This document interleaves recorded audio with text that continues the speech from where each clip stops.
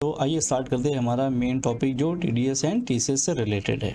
सबसे पहली चीज़ आपको ये समझना होगा कि हम लोग गवर्नमेंट को जो टैक्सेस पे करते हैं वो 3 तरीके से पे करते हैं। मतलब आप इनकम टैक्स जो गवर्नमेंट को पे करते हैं आईटी, ठीक है, वो 3 तरीके से पे करते हैं। पहला होता है एडवांस टैक्स, दूसरा होता है टीडीएस एंड टीसीएस और तीसरा होता है सेल्फ असेसमेंट टैक्स। ये समझना इसके लिए ज़रूरी है कि टीडीएस एंड टीसीएस बेसिकली आपको है क्या, वो आपको थोड़ा सा एक बेसिक कॉन्सेप्ट क्लियर हो। तो इनकम टैक्स जो है हम लोग गवर्नमेंट को 3 तरीके से पे करते हैं। पहला होता है एडवांस टैक्स, दूसरा है टीडीएस एंड टीसीएस और तीसरा होता है सेल्फ असेसमेंट के फॉर्म में। अब तीनों को मैं आपको वन बाय वन थोड़ा सा ब्रीफली बताता हूँ ताकि आपको अच्छे से समझ में आए। सबसे पहला होता है एडवांस टैक्स। हालांकि एडवांस टैक्स से ऊपर से लेकर के मैंने अपनी बहुत डिटेल वीडियो मेरे यूट्यूब चैनल पे ऑलरेडी अपलोड कर दिया है। मैं आपको दिखाता हूँ।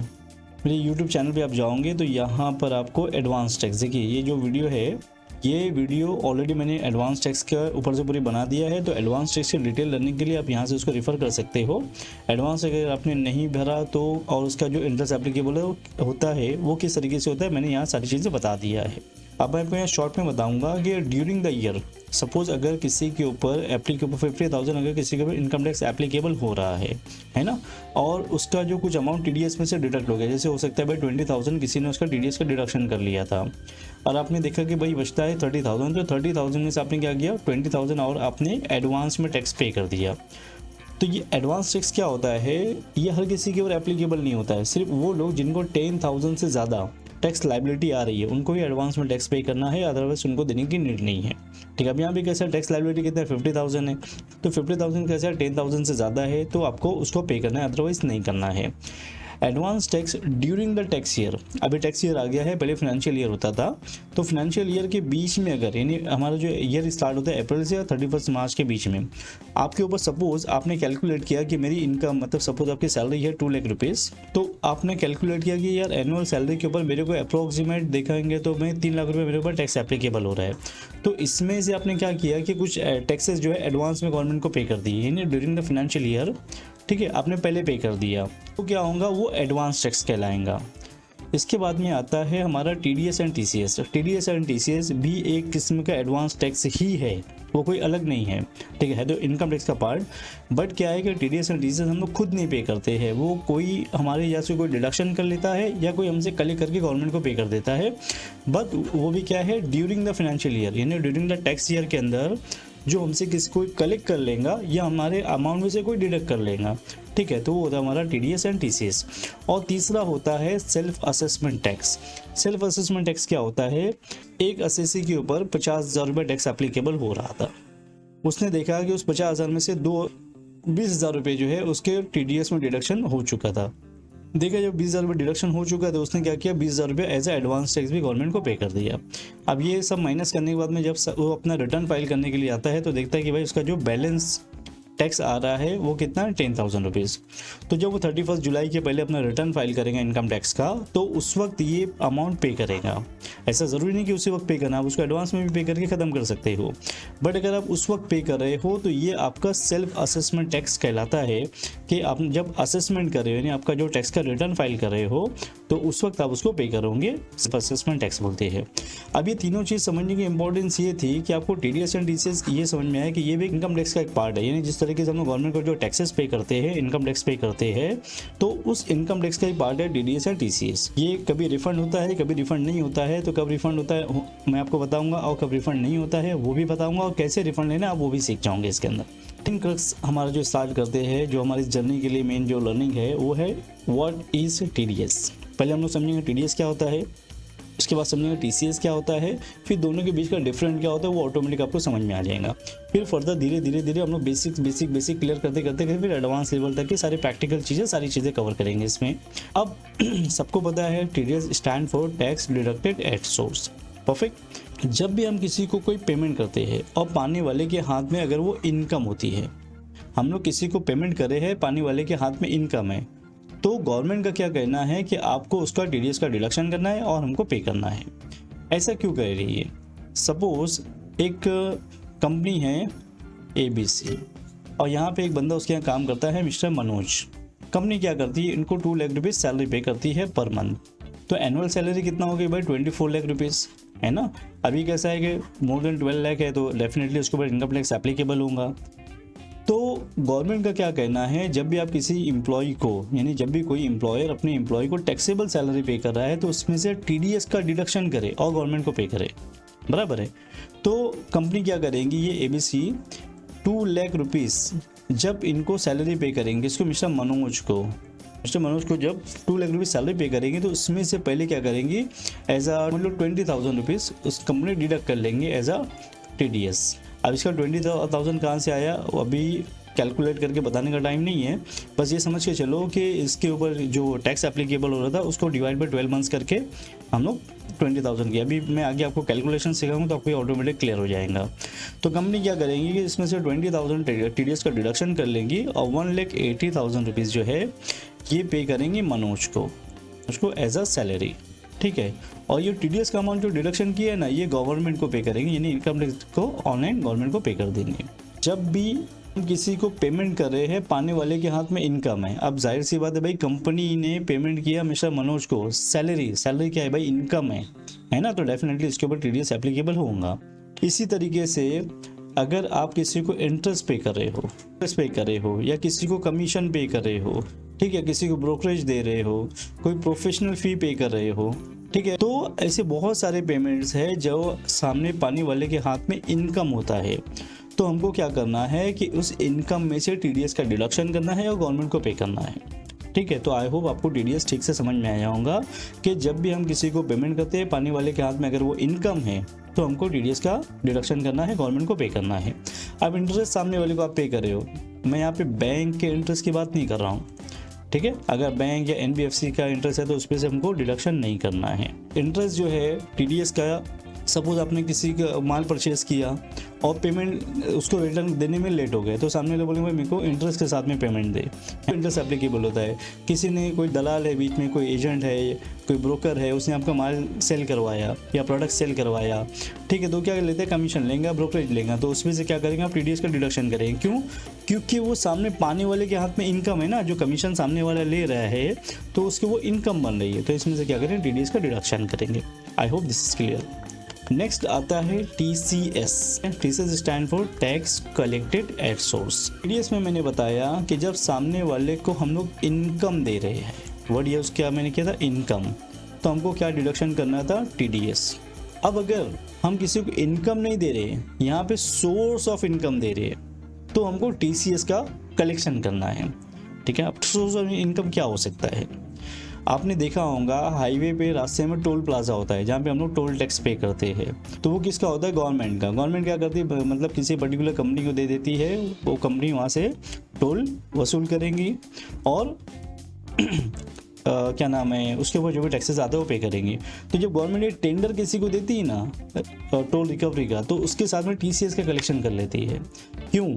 क्योंकि वो टोल से वो अर्निंग करेगा, वो कमाएगा पैसा, वो सोर्स ऑफ इनकम है, ठीक है। वो इनकम मतलब इनकम नहीं है, वो सोर्स ऑफ इनकम है। अभी जैसे एक कंपनी है कोई वाइन मैन्युफैक्चरिंग करती है, अब ये क्या करती है, किसी डिस्ट्रीब्यूटर को सेल करती है, तो डिस्ट्रीब्यूटर के लिए वाइन क्या है, एक सोर्स ऑफ इनकम है। डिस्ट्रीब्यूटर क्या करेगा, रिटेलर को सेल करेगा, रिटेलर से क्या करेगा, ये रिटेलर जो है कस्टमर को सेल करेगा या कंज्यूमर को सेल करेगा। तो जब ये वाइन यहाँ से यहाँ सेल होंगी तो सामने वाले इसको रिटर्न क्या करेगा, पेमेंट करेगा। अब सपोज इसने 1 लाख रुपीज़ की वाइन सेल किया, इसने मैन्युफैक्चरर यानी कंपनी ने, तो ये क्या करेगा, डिस्ट्रीब्यूटर इसको रिटर्न पेमेंट करेगा, बराबर है। तो ये जब 1 लाख रुपीज़ पेमेंट करेगा, ठीक है, तो सपोज इसका 1% इसके ऊपर TCS भी पे करेगा, ऐड करेगा, नॉट डिडक्ट करेगा। TDS में क्या हो रहा था, डिडक्ट हो रहा था, क्यों? क्योंकि वो इनकम थी। अब ये सोर्स ऑफ इनकम है, तो इसमें क्या करेगा, कलेक्शन करेगा, यानी जो डिस्ट्रीब्यूटर है इसको पे करेगा TCS, किसको, मैन्युफैक्चरर को। तो यहाँ पे क्या होगा, 1,01,000 रुपीज़ पे करेगा। इसी तरीके से जब ये डिस्ट्रीब्यूटर है रिटेलर को बेचेगा, तो इसमें से ये TCS कलेक्ट करेगा, ठीक है, और गवर्नमेंट को पे करेगा। पे करने का रूल सेम है, डिडक्शन कलेक्शन करने का रूल सेम है, ठीक है। यहाँ पे सिर्फ कलेक्शन हो रहा है, वहाँ पे डिडक्शन हो रहा था। तो जब भी हम किसी को सोर्स ऑफ इनकम देते हैं तो हमको TCS का कलेक्शन करना रहता है, और जब हम किसी को इनकम देते हैं तो वहाँ पे TDS का डिडक्शन करना रहता है। ये डिफरेंट है दोनों के बीच में। इसी तरीके से सपोज मैं एग्जांपल लेता हूँ रिलायंस की, ठीक है। रिलायंस एक बड़ी कंपनी है। रिलायंस क्या करता है, उसका इंडस्ट्रियल स्क्रैप सेल कर रहा है किसी ABC कंपनी को, अब स्क्रैप की वैल्यू है 1 करोड़ रुपीज़। अब 1 करोड़ रुपीज़ स्क्रैप है। अब ये ABC लिमिटेड क्या करेंगे, वो स्क्रैप को अपने घर पे थोड़ी रखेगा, ये फर्दर उसको आगे सेल करेगा। ठीक है, इसमें से कुछ पार्ट्स अच्छे होंगे, वो कोई अच्छी बड़ी कंपनी को सेल करेगा, या वो उसके ज़रिए और हो सकता है वो अपनी खुद की इंडस्ट्री खड़े कर दे उससे। ठीक है, तो ये क्या करेगा, जो रिलायंस है जब 1 CR इससे कलेक्ट करेगा तो इसके साथ साथ में क्या करेगा, TCS भी कलेक्ट कर लेगा। क्यों? क्योंकि इंडस्ट्रियल स्क्रैप के ऊपर TCS एप्लीकेबल होता है। एप्लीकेबल इसके लिए होता है कि ये industrial scrap source of income है, इनकम होती तो TDS एप्लीकेबल होता। अब ये सोर्स ऑफ इनकम है तो यहाँ पे TCS एप्लीकेबल हो रहा है। अब आई होप आपको एक चीज़ समझ में आ गई होंगी, TDS और TCS के बीच में डिफरेंट क्या होता है। TDS क्या, इनकम, जब हम सामने वाले को पेमेंट कर रहे हैं कोई ऐसा जो पाने वाले के हाथ में इनकम है तो क्या होगा, TDS का डिडक्शन करना है। और अगर हम किसी को सोर्स ऑफ इनकम दे रहे हैं, जैसे टोल प्लाजा है, माइनिंग है, स्टेशन के पास में आपने देखा होगा कि बहुत सारे पार्किंग लॉट होते हैं जिसको पे करना होता है, तो वो जो कंपनी लेती है वो गवर्नमेंट को TCS पे करती है उसके सामने। तो जहाँ पे सोर्स ऑफ इनकम की बात आ रही है वहाँ पे TCS, और जहाँ पे इनकम की बात आ रही है वहाँ पे TDS। ये सिंपल सा डिफरेंट है। अगर आपको डिटेल में लर्निंग करना है, जैसे TDS एंड TCS का अगर आपको डिटेल लर्निंग करना है कि TDS क्या होता है, TCS एंड इसके अंदर मल्टीपल एग्जांपल के जरिए जो मैंने समझाया है, तो आप चाहो तो मेरा एडवांस कोर्स है TDS एंड TCS का एडवांस कोर्स, आप उसको ज्वाइन कर सकते हो। उसकी वैलिडिटी लाइफ टाइम है। ये एक रिकॉर्डेड प्लस लाइव सेशन, जिस तरीके से मैं रिकॉर्डेड सेशन आप देख रहे हो यूट्यूब के ऊपर, इस तरीके से मैं रिकॉर्डेड मेरे अपने पोर्टल पर भी रखा हूँ और उसमें मैंने बहुत डिटेल में सारी चीज़ें एक्सप्लेन किया हुआ है। उसमें रिकॉर्डेड प्लस लाइव भी रहता है, लाइव इंटरेक्शन भी आप मेरे साथ में कर सकते हैं। वीकली में लाइव क्लासेस भी लेता हूँ।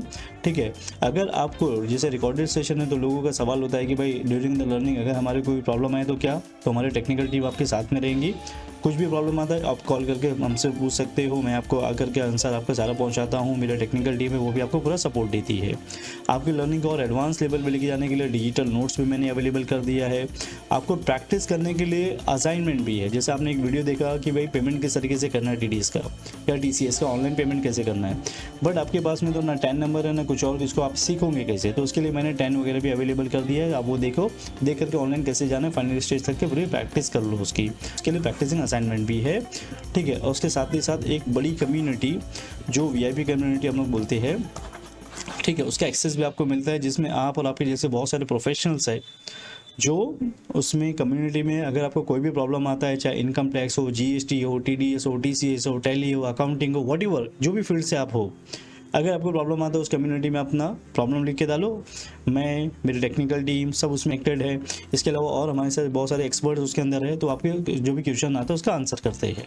तो कम्युनिटी का आपको फ्री एक्सेस मिलता है, आप चाहो तो उसको ज्वाइन कर सकते हो। Now let's go ahead.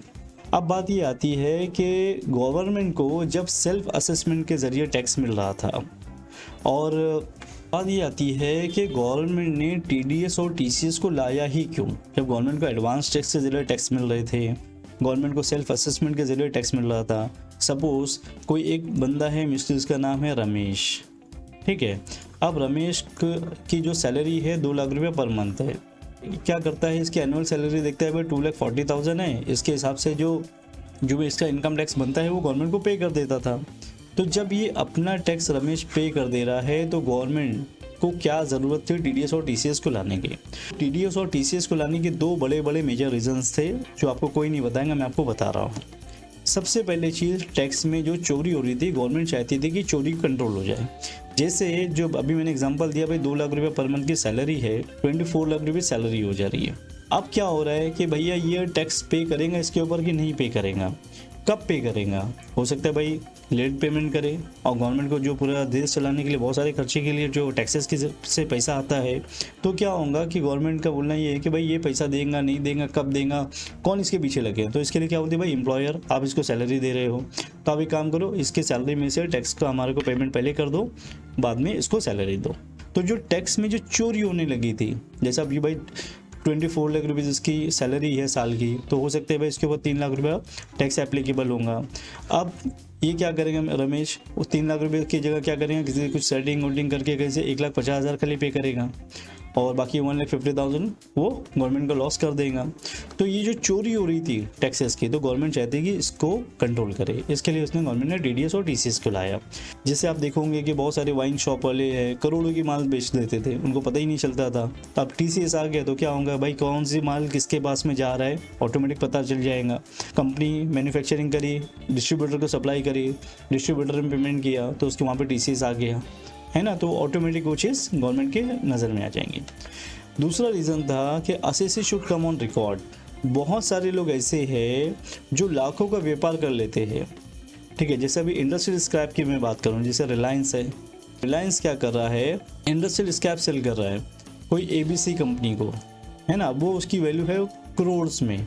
अब सामने वाला 1 करोड़ों की प्रॉपर्टी ले करके आगे 1.5 करोड़ में बेच देगा, लेकिन गवर्नमेंट को पता भी नहीं चलेगा। गवर्नमेंट का मानना क्या था कि भाई ऐसे बहुत सारे ट्रांजैक्शन हो रहे हैं जो हमारे रिकॉर्ड पे नहीं आ रहे हैं, ठीक है, लोग इसके ऊपर टैक्सेस पे नहीं कर रहे हैं, तो इनका टीडीएस और टीडीएस का डिडक्शन करना ज़रूरी है। या टीसीएस कंप्लायंस जब करेंगे हम किसी एम्प्लॉयर के ऊपर या किसी कंपनी के ऊपर टीडीएस के प्रोविजंस एप्लीकेबल कर देंगे तो क्या होगा, जिसका टीडीएस का डिडक्शन करेंगे गवर्नमेंट को पे करेगा तो वो असेसी रिकॉर्ड पे आ जाएगा, क्योंकि गवर्नमेंट के पास में उसका पैन नंबर चला गया, गवर्नमेंट के पास में चला गया कि भाई इसका इतना इतना टीडीएस का डिडक्शन हुआ है। तो क्या होगा कि गवर्नमेंट उसको फिर बराबर से वॉच करते रहेंगे, भाई ठीक है तुम्हारा टीडीएस कट है तो भाई तुम इतने बड़े आदमी हो, तुम्हारा टीडीएस कट रहा है तो इसके अलावा भी और सारी पेमेंट्स तुम्हारी होंगी, वो सारी भी चेक करेंगे, उसका बैंक अकाउंट चेक होगा, हर चीज़ गवर्नमेंट की नज़र में आता चला जाएगा। टीडीएस और टीसीएस को लाने के 2 बड़े रीज़न थे कि टैक्स में जो चोरी होती है वो कंट्रोल करना, जिस लोगों को रिकॉर्ड पे लाना। टीडीएस और टीसीएस को समझने के लिए 2 इम्पॉर्टेंट बेसिक टर्म्स जिसको समझना बहुत ज़रूरी है, क्योंकि जब आप टीडीएस का रिटर्न फाइल करोगे या टीसीएस का रिटर्न फाइल करोगे तो ये टर्म्स आपको बार बार परेशान करेगा। ताकि मैं आपको पहले ही समझा दूँ, आपको आगे टेंशन लेने की ज़रूरत नहीं है। पहला होता है पेयर एंड पेई, डिडक्टर एंड डिडक्टी। सपोज एक कंपनी है बीसी, बंदा है इसके यहाँ पे जो काम करता है रमेश। कंपनी क्या कर रही है, रमेश को सैलरी दे रही है। कितना पे करती है भाई, पर मंथ मान लो तो वही same example 2 lakh rupees per month पे कर रही है। अब जब भी इसको 2 लाख रुपीज़ कंपनी पे करती है, इसमें से 20,000 रुपीज़ इसका डिडक्ट कर लेते हैं एज अ टीडीएस, और ये अमाउंट क्या करते हैं गवर्नमेंट को पे कर देते हैं। और रिमेनिंग 1,80,000 जो है कंपनी क्या करती है, रमेश को पे करती है एज अ सैलरी। तो अब ये जो प्रोसेस मैंने आपको समझाया, इसमें जो एबीसी लिमिटेड है ये टीडीएस का डिडक्शन कर रही है, गवर्नमेंट को पे कर रही है, तो ये बन जाती है डिडक्टर, यानी क्योंकि इसने डिडक्शन किया। जिसका टीडीएस का डिडक्शन हो रहा है वो हो जाता है डिडक्टी। तो जो टीडीएस का डिडक्शन करता है वो हो जाता है डिडक्टर, और जिसका डिडक्शन हो रहा है वो होता है डिडक्टी। सपोज आप एक एम्प्लॉयर हो और आपने क्या किया, अपने एम्प्लॉय का टीडीएस का डिडक्शन किया, गवर्नमेंट को पे किया, तो यहाँ पे आप क्या रहोगे, एक डिडक्टर, और जिसका डिडक्शन किया वो डिडक्टी। इसको पेयर एंड पेई के नाम से भी जानते हैं। इसी तरीके से आता है कलेक्टर एंड कलेक्टी। अब यहाँ पे जो डिडक्टर था वो बन जाता है कलेक्टर। जैसे रिलायंस कंपनी का मैंने अभी आपको एग्जाम्पल दिया था, इसने क्या किया था भाई, 10 करोड़ का स्क्रैप सेल किया और साथ में 1% टीसीएस भी कलेक्ट कर लिया सामने वाले से, तो रिलायंस कंपनी क्या होगी, कलेक्टर, क्योंकि उसने कलेक्ट किया है, और जिसका किससे कलेक्शन किया है, ठीक है, वो हो जाता है कलेक्टी। ये दोनों बेसिक टर्म्स है, इसको समझना बहुत ज़रूरी था, क्योंकि टीडीएस के अंदर आपको जब रिटर्न फाइल करोगे तो वहाँ पे डिडक्टी और कलेक्टी ये नाम बहुत ज़्यादा यूज़ होता है। Now the matter is TDS को कंप्यूट कैसे करना है इन केस ऑफ सैलरी। अभी तक तो हमारे ग्राउंड तो बन गया भाई, टीडीएस क्या होता है, टीसीएस क्या होता है, दोनों के बीच का डिफरेंट क्या है, डिडक्टर डिडक्टी हम लोगों ने क्या क्लियर कर लिया। मेन चीज़ आती है यहाँ से धीरे धीरे आप एडवांस की तरफ बढ़ रहे हो। डिडक्शन करना कैसे सैलरी के केस में, मैं आपको सेम वो एग्जांपल से बताता हूँ। उस एक कंपनी है एबीसी लिमिटेड। आपको थोड़ा सा एक चीज़ पहले बताता चलूँ कि जो सैलरी है टीडीएस के लिए, हर जो भी पेमेंट है गवर्नमेंट ने उसका रेट डिसाइड कर दिया है। कहीं पे 1% डिडक्शन करना है, कहीं पे 2% का डिडक्शन करना है, कहीं 5% का डिडक्शन करना है, कहीं 10% का डिडक्शन करना है, कहीं 20% का डिडक्शन करना है। अलग अलग रेट्स है अलग अलग पेमेंट्स के ऊपर। बट सैलरी के ऊपर किसी भी टीडीएस की बुक के अंदर, इनकम टैक्स की बुक के अंदर आपको उसके रेट्स नहीं मिलेंगे।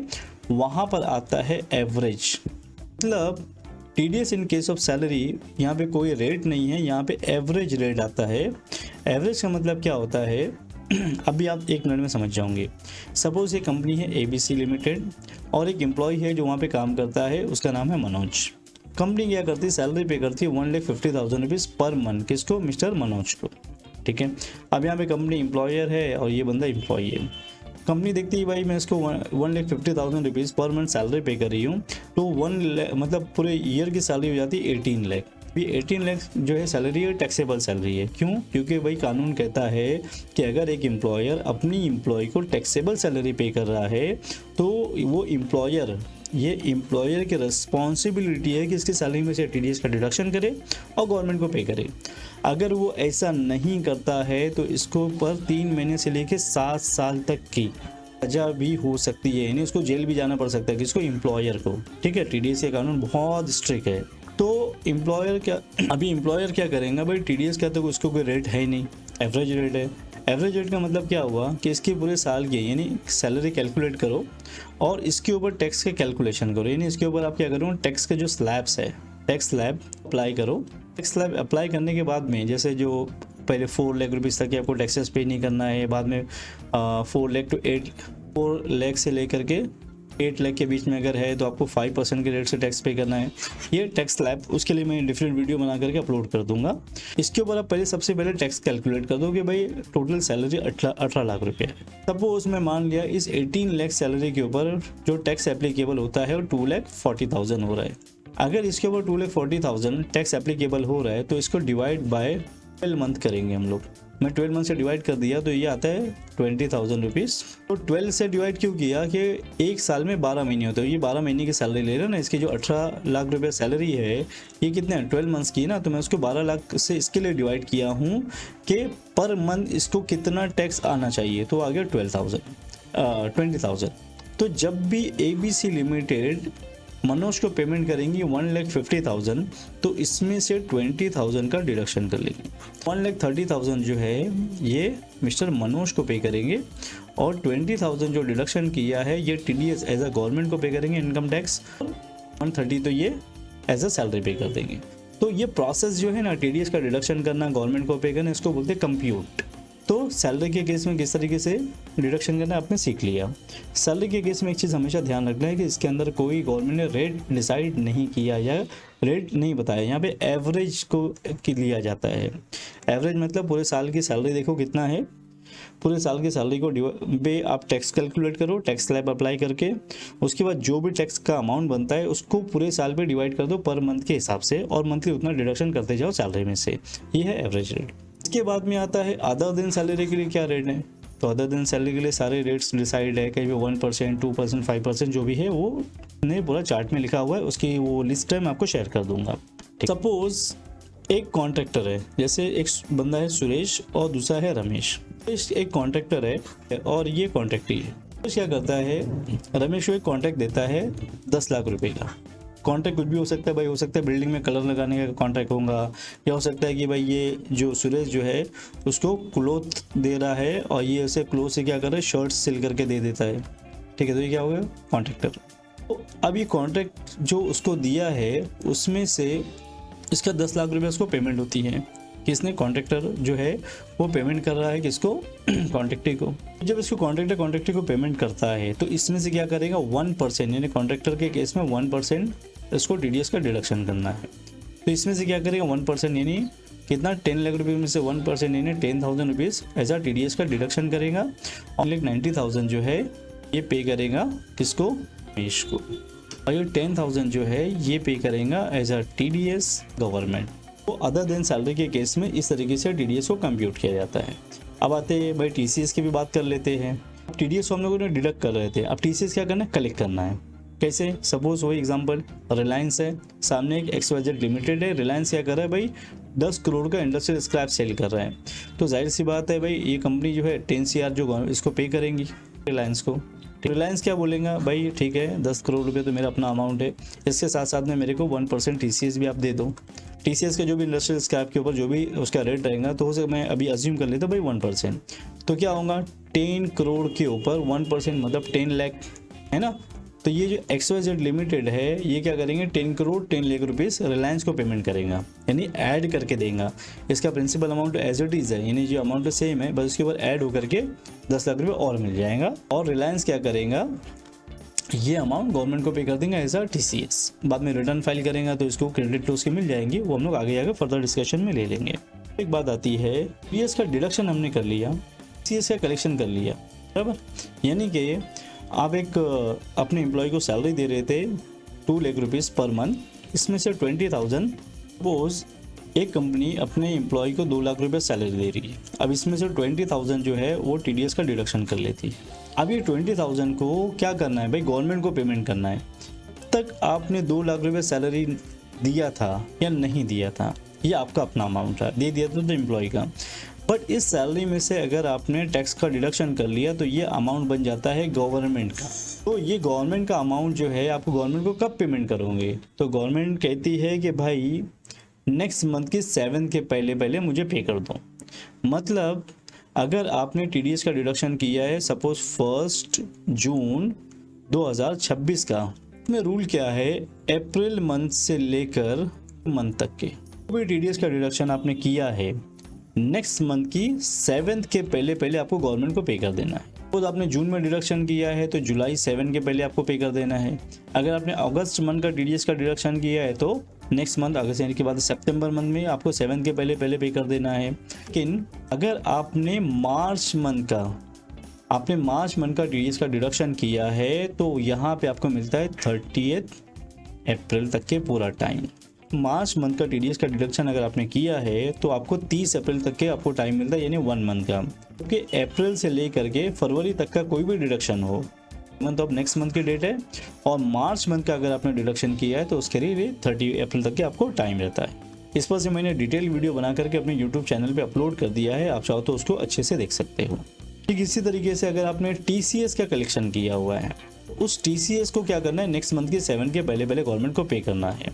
टीडीएस में तो क्या था भाई, अप्रैल से फेब तक के टाइम था और बाद में मार्च के लिए अलग था, लेकिन यहाँ पे अप्रैल से लेकर के मार्च तक का कोई भी डिडक्शन आपने किया है आपको 7 के पहले पहले पे कर देना है। उसके लिए आपको 1 मंथ का टाइम, मार्च वाला यहाँ पे रूल नहीं एप्लीकेबल होता है। तो यहाँ पे 7, यहाँ पे 7 सिर्फ मार्च मंथ का रहेगा, उसके लिए आपको 30 अप्रैल। फाइन।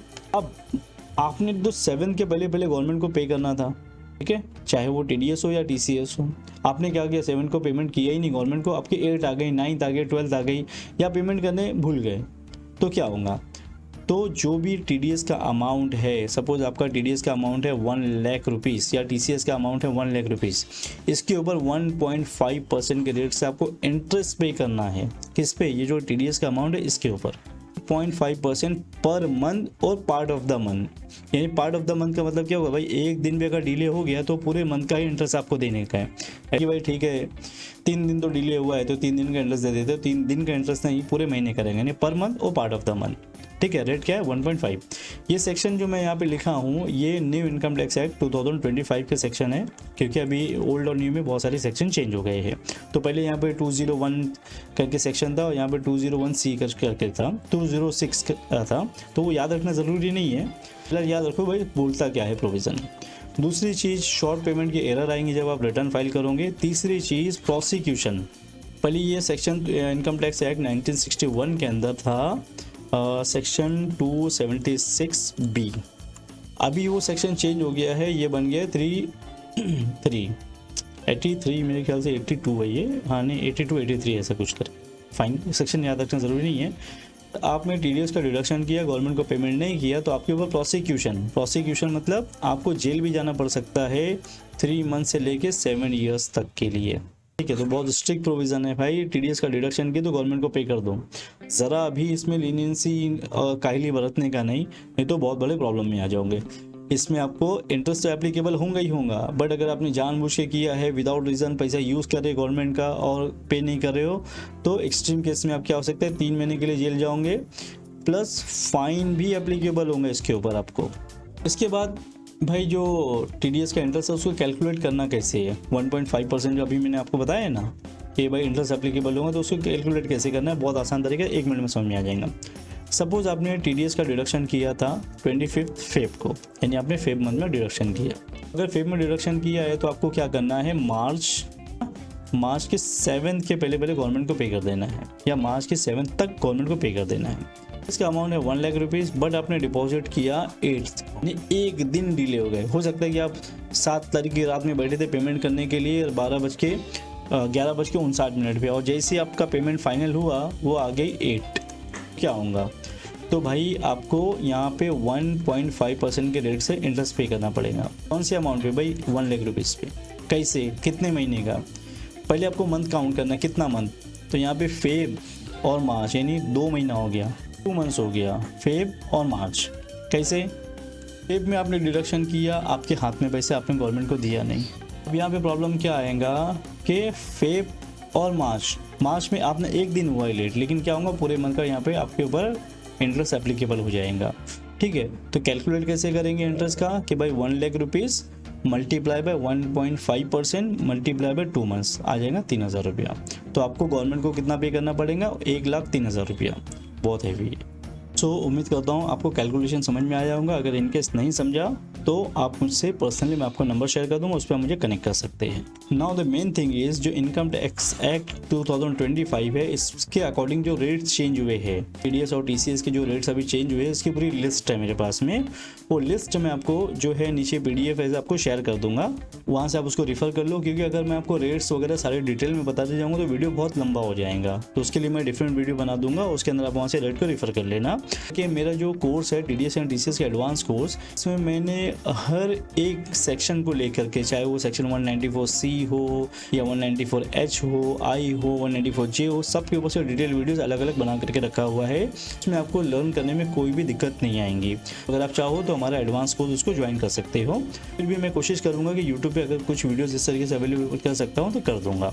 आगे बढ़ते हैं। एंड नाउ TDS का डिडक्शन तो हमने सीख लिया किस तरीके से करना है, TCS से कलेक्शन कैसे करना है, वो सारी चीज़ें मैंने आपको बता दिया। अब मेन चीज़ आती है कि भाई TDS का डिडक्शन तो हमने कर लिया, ठीक है। जैसे आपने TDS का डिडक्शन किया, मार्च में उनका डिडक्शन किया, तो इसकी जो ड्यू डेट ऑफ पेमेंट है वो 30 अप्रैल आ रही है। बट अगर आपने अप्रैल से लेकर के फेब तक का कोई डिडक्शन किया है तो आपको 7 के पहले गवर्नमेंट को पे कर देना है। अब पेमेंट करना कैसे है गवर्नमेंट को, ऑनलाइन पोर्टल पे जा करके, वो चीज़ मैं आपको सिखाता हूँ। उसके लिए मैंने ऑलरेडी डिटेल्ड वीडियो मेरे यूट्यूब चैनल पे मैंने अपलोड कर दिया है, मैं आपको बता देता हूँ। चलो, सो देखो, ये जो न्यू पोर्टल के थ्रू, ठीक है, आप ये वीडियो देख रहे हो जहाँ पे मेरे कर्सर घूम रहा है, तो ये न्यू पोर्टल के थ्रू जो आपको पेमेंट करना है, वहाँ पे मैंने सारी चीज़ें बताया हुआ है। आप ये वीडियो को रेफर कर लो। ये ओल्ड पोर्टल के जरिए करना था, क्योंकि अभी इनकम टैक्स का पोर्टल जो है आफ्टर 1 अप्रैल 2026 पूरा चेंज हो गया है। बहुत ज़्यादा नहीं है, थोड़ा ही बहुत है, लेकिन कुछ चीज़ों को यहाँ से हटा करके वहाँ, मतलब थोड़ा बहुत खाली यहाँ वहाँ कर दिया है, बाकी कुछ ज़्यादा चेंजेस नहीं है। तो न्यू पोर्टल के थ्रू जो आपको पेमेंट करना है, मैंने इस वीडियो में आपको पूरा डिटेल में बताया हुआ है, स्टेप बाय स्टेप प्रोसेस। आप जा करके पूरा देख सकते हो किस तरीके से पेमेंट करना है और क्या क्या रिक्वायरमेंट है, ठीक है। मैं आपको थोड़ा सा गो थ्रू करवा देता हूँ वीडियो को, ठीक है। इसमें मैंने पूरा बताया हुआ है किस तरीके से आपको पोर्टल लॉगिन करना है, tan number, old income tax लेना है या न्यू लेना है, ठीक है। आगे फिर आपको टैन नंबर से कैसे लॉगिन करना है, यहाँ पे किस तरीके से आना है, फिर पेमेंट कैसे सेलेक्ट करना है, ठीक है। एवरीथिंग आप यहाँ पे सीख जाओगे। तो फिलहाल हम लोग आगे बढ़ते हैं। तो अगर पेमेंट किस तरीके से करना है, आप जा करके उस वीडियो को रेफर कर लो, ताकि ये वीडियो कम से कम। उसमें मैंने बताया भाई इंटरेस्ट कैसे पेमेंट करना है, पेनल्टी है, सेस है, लेट फी है, या कुछ अदर पेमेंट करना है तो किस तरीके से करना रहेगा। ओके, आगे बढ़ते हैं। नाउ द कॉपी ऑफ चालान। आप जैसे पेमेंट करोगे, आपको एक चालान की कॉपी जो है PDF में डाउनलोड हो जाएंगी। ये जो चालान की कॉपी होंगी ना, इसमें 4 चीज़ें बड़ी सी रहेंगी, बहुत सारी चीज़ें आपको लिखी हुई दिखेंगी। आपको सिर्फ 4 चीज़ें ही इसमें से लेना है। पहले अमाउंट, आपने कितना पेमेंट किया है, कौन सी डेट में पेमेंट किया है, इनका BSR कोड क्या है उसके ऊपर डाला हुआ, और चालान सीरियल नंबर रहता है। ये चार चीज़ इसके लिए इंपॉर्टेंट है। जब आप TDS का रिटर्न फाइल करोगे तो ये सारी चीज़ें आपको वहाँ पे चारों चीज़ें पुट करना रहेगा, ये चालान में से लेकर के। हालांकि इसके अंदर आपने जो टैन नंबर डाले हैं वो भी दिखाएंगा, उसके बाद में कौन से सेक्शन में पेमेंट की है वो दिखाएंगे, और भी बहुत सारी चीज़ें मिलेंगी। उससे बहुत ज़्यादा कंसर्न नहीं है उसका फिलहाल। तो चालान जैसे मैंने पेमेंट आप करोगे वहीं पर डाउनलोड हो जाएगा, तो इसके लिए बहुत ज़्यादा चालान के ऊपर हमको डिस्कशन नहीं करना है। आगे बढ़ते हैं। Now let's discuss about the TDS return. TDS return के ऊपर मैंने ऑलरेडी Q3 की वीडियो मैंने अपलोड किया है मेरे यूट्यूब चैनल पर। आओ मैं दिखाता हूँ। यहाँ पे देखिए, यूट्यूब चैनल पे आने के बाद में आपको यहाँ Q3 की वीडियो मिल जाएंगी। देखो यहाँ ये लिखा है ना, form 24Q filing on salary करके विद एन एक्चर, मैंने यहाँ पे ऑलरेडी अपलोड किया हुआ है। इस पर आप क्लिक करेंगे तो यहाँ पे आपको समरी कैसे बनाना है, सारी की सारी चीज़ें मैंने यहाँ पे डिटेल में अच्छे से उसको पूरा किया हुआ है, ठीक है। तो आप इसको यहाँ से रेफ़र करो के अंदर अगर आपके Q3 या Q4 का भी return as it is file करना है आपको इनकम टैक्स के हिसाब से। और इसके लिए बता रहा हूँ क्योंकि अभी जब जुलाई में आप फाइल करोगे उसके तब नहीं, जून का जब रिटर्न फाइल होगा जुलाई में, तो उस वक्त न्यू रिटर्न फाइल करना होगा जो आपको यूनिफाइड रिटर्न कहते हैं। और जब तक के तो यही सेम रिटर्न चलने वाला है। Q3 के अब Q4 का जो है वो भी मैं अपलोड कर दूंगा, वो भी आप वहाँ से रेफ़र कर लेना। लेकिन एक सवाल सबसे बड़ा ये आता है, सर हमने TDS का डिडक्शन किया एज पर लॉ, जो इसे गवर्नमेंट ने बोला था भाई सैलरी के केस में ऐसे डिडक्शन करना है, अदर देन सैलरी के केस में किस तरीके से डिडक्शन करना है, या TCS का जो कलेक्शन करना है हम कर लिए, हमने गवर्नमेंट को पेमेंट भी कर दिया। अब रिटर्न फाइल क्यों करना है हमारे को, क्या ज़रूरत है रिटर्न फाइल करने की? गवर्नमेंट ने बोला कि भाई तुम एक काम करो, तुम एम्प्लॉयर हो, अपने एम्प्लॉय को टैक्सेबल सैलरी दे रहे हो, जब तुम सैलरी दे रहे हो तो उसमें से TDS का डिडक्शन करो और हमारे को पे करो। जब हमने गवर्नमेंट को सैलरी में से TDS का डिडक्शन कर लिए और गवर्नमेंट को पे भी कर दिए, तो फिर रिटर्न फाइल करने की ज़रूरत क्यों है? क्या ज़रूरत है रिटर्न फाइल करने की? गवर्नमेंट ने क्यों उसको अप्लीकेबल किया है? दोस्त, ये सवाल बहुत इंपॉर्टेंट है। मैंने इंटरव्यू में 50 लोगों से पूछा, लेकिन इसका आंसर कोई सही दे ही नहीं पाता है। मैं उसका आंसर आज आपको बताता हूँ। सपोज एक कंपनी के अंदर 10 एम्प्लॉय काम करते हैं, 1 2 3 4 5 6 है, 10 लोग काम कर रहे हैं। मेरा नाम रमेश है, सुरेश है, मनोज है, भरत है, सलमान है, अमित है, एक्सपर्ट सब है। रमेश की सैलरी 2 लाख रुपया है। जब भी कंपनी इनको सैलरी देती है उसकी सैलरी में से 2,000 जो है TDS का डिडक्शन कर लेते हैं। सुरेश की सैलरी जो है 2,50,000 रुपीज़ पर मंथ है। इसको जब भी कंपनी सैलरी देती है तो इसमें से 25,000 TDS का डिडक्शन कर लेते हैं। इसी तरीके से जब सलमान है उसकी सैलरी 2 लाख रुपया है। इसी तरीके से यूशा है, उसकी सैलरी 3,15,000 रुपीज़ है। कंपनी क्या करती है, इसकी सैलरी में से इसको 21,500 रुपीज़ एज अ TDS का डिडक्शन कर लेती है। कंपनी ने देखा कि भाई इस मंथ में, सपोज ये मंथ है हमारा मार्च, कंपनी ने क्या किया, मार्च मंथ में 2,32,500 रुपीज़ का TDS का डिडक्शन किया और ये अमाउंट कंपनी ने अपने टैन नंबर पे कर दिया। TDS जो है टैन नंबर पे पे करना होता है। अब जब तक उसका 24Q रिटर्न फाइल नहीं करेंगी या अभी यूनिफाइड रिटर्न आएगा तो 28Q जब तक फाइल नहीं करेंगी तब तक ये अमाउंट जो है सबके पैन नंबर पे रिफ्लेक्ट नहीं होगा। मतलब समझो, गवर्नमेंट को कैसे पता चलेगा कि ये 2,32,000 के अंदर सलमान का जो है 20,000 रुपीज़ का TDS है? गवर्नमेंट को कैसे पता चलेगा कि हंजला का TDS जो है 24,000 रुपीज़ है इसके अमाउंट के अंदर? गवर्नमेंट को कैसे पता चलेगा कि भाई रमेश है, रमेश का 20,000 का डिडक्शन कंपनी ने किया था वो भी इसके अंदर इंक्लूड है? जब हम रिटर्न फाइल करते हैं TDS का, इसके रिटर्न के अंदर हम लोग वहाँ पे एनेक्चर लगाते हैं। एनेक्चर में हम लोग मेंशन करते हैं कि पर्टिकुलर पर्सन का नाम, पैन नंबर, उसकी सैलरी का अमाउंट कितना था, उसका TDS कितना हुआ है, और जो चालान से आपने वो गवर्नमेंट को पेड किया है ये टोटल अमाउंट, उसका चालान रेफरेंस नंबर। तो गवर्नमेंट देखती है, हाँ वो एनेक्चर जैसे अपलोड होता है गवर्नमेंट के पास में उसका रिकॉर्ड जाता है, तो क्या होता है कि टैन पे तो रिफ्लेक्शन आ ही रहा था, टैन से सब लोगों के पैन पे अकाउंट नंबर के ऊपर, यानी जैसे हम लोग रिटर्न फाइल करेंगे तो क्या होगा कि रमेश के पैन नंबर पे ये अमाउंट शो होने लगेगा 20,000। सुरेश है उसके पैन नंबर के ऊपर 25,000 शो होने लगेगा। जैसे भरत है, भरत के पैन नंबर के ऊपर 28,000 शो होने लगेगा। यूशा है, यूशा के पैन नंबर के ऊपर 31,500 शो होने लगेगा। तो इस तरीके से जब तक हम लोग रिटर्न फाइल नहीं करेंगे तब तक ये सारे अमाउंट ऑनलाइन पे शो नहीं करेगा। This is the reason what we file TDS and TCS return. TCS में भी सेम है, हमने बहुत सी पार्टियों से TCS का कलेक्शन कर लिया। अब क्या हुआ, TCS का कलेक्शन करने के बाद में जब गवर्नमेंट को पे करना है भी कर दिया। पे करने के बाद में गवर्नमेंट को पता कैसे चलेगा कि भाई TCS का अमाउंट है कौन से पर्सन का कितना है? तो उसके लिए हम लोग वहाँ रिटर्न फाइल करेंगे, वहाँ पे पैन नंबर फिल करेंगे जिसका भी TDS या TCS का आपने डिडक्शन या कलेक्शन किया हुआ है। करने के बाद ही आपको सामने लेके जो अकाउंट में यानी पैन नंबर पे शो होगा। ये अमाउंट उसके पैन नंबर पे शो नहीं होगा तब तक ना वो अपना रिफंड क्लेम कर सकता है और ना ही उसको टैक्स में एडजस्ट कर सकता है। तो this is the reason what TDS return is very important. TDS return जैसे हमने देखा भाई TDS का डिडक्शन कर लिए, गवर्नमेंट को पे कर दिए ना, खत्म हो गया, तो वहाँ पे काम खत्म नहीं हुआ था। इसका डिडक्शन करने के बाद में आपको 7th के पहले पे कर देना था, कभी भी पे नहीं करना था। अगर डिले हो जाता तो भाई वहाँ पे फाइन लग रहा था, हमारे को 1.5% इंटरेस्ट पे करना पड़ रहा था। इसी तरीके से TDS के रिटर्न फाइल करने के लिए आपको ड्यू डेट दी गई है। गवर्नमेंट ने क्या किया है, को 4 हिस्से में बांट दिया है। जो हमारे एक साल जो 12 मंथ्स का होता है ना, उसको 4 क्वार्टर्स में बांट दिया है। पहला क्वार्टर है अप्रैल से जून, दूसरा क्वार्टर है जुलाई से सितंबर, तीसरा अक्टूबर से दिसंबर और चौथा है जनवरी से मार्च। ठीक है, ये मार्च खत्म हुआ फिर वापस हम लोग पहले क्वार्टर में आ जाएंगे।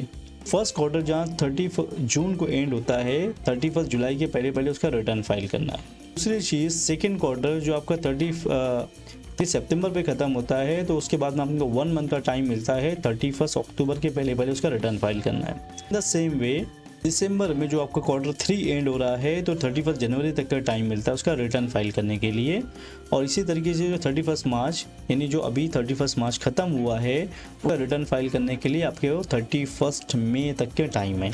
तो टीडीएस का पेमेंट करने के लिए तो आपको यहाँ पे क्या था, मार्च का जो टीडीएस है, ये जो मार्च मंथ का टीडीएस था, तो इसके लिए आपको क्या 30 अप्रैल तक के टाइम था।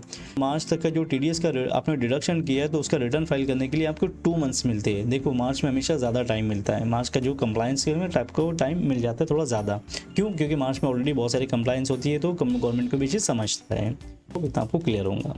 टीडीएस और टीसीएस के जो रिटर्न फॉर्म्स होते हैं, रिटर्न फॉर्म जो है और भी है इसके अलावा, लेकिन मैं आपको 3 फॉर्म के बारे में बताऊंगा, 24Q, 26Q और 27EQ। अगर आपने टीडीएस का डिडक्शन सैलरी में किया है, तो आपको 24Q रिटर्न फाइल करना है। अगर अदर देन सैलरी है, तो आपको क्या करना है 26Q। और अगर आपने टीसीएस का कलेक्शन किया है, तो आपको 27EQ।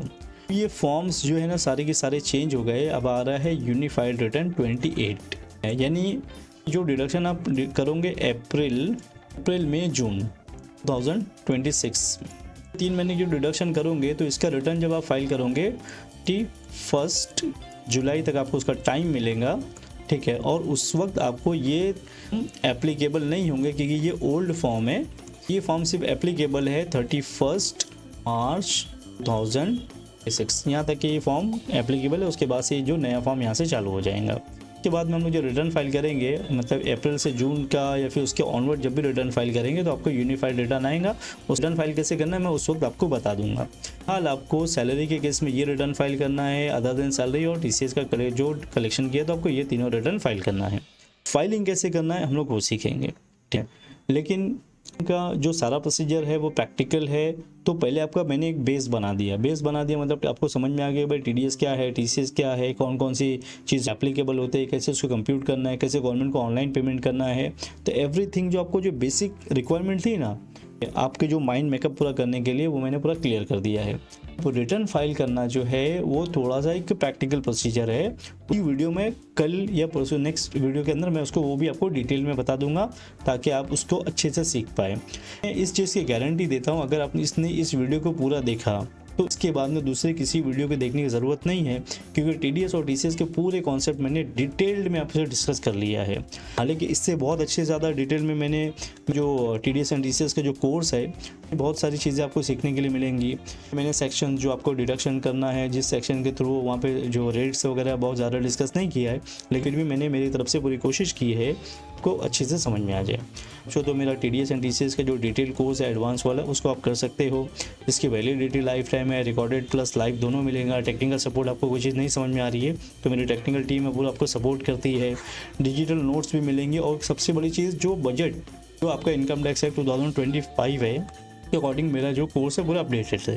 बाद भी अगर कोई अपडेशन आता है तो वो आपको मिलता रहेगा, क्योंकि इसकी वैलिडिटी लाइफ टाइम है, मतलब लाइफ टाइम सारे आपको अपडेट्स मिलते रहेंगे। तो प्रैक्टिकल लर्निंग करने के लिए प्रैक्टिकल असाइनमेंट भी है, ठीक है, और कम्युनिटी के एक्सेस भी इसमें मिलेंगे। उम्मीद करता हूँ वीडियो आपको ठीक ठाक से समझ में आया होगा। इनकेस अगर आपको कोई भी क्यूरी है, आप मुझे इस पर्टिकुलर नंबर पे कॉल या व्हाट्सएप कर सकते हो और मुझसे डिस्कशन कर सकते हो। कोई चीज़ नहीं समझ में आई तो मुझे इस नंबर पे व्हाट्सएप कीजिए, मैं आपको पर्सनली उसका आंसर करूँगा। नेक्स्ट सेशन में बाकी का आगे की चीज़ों को कंटिन्यू करते हैं।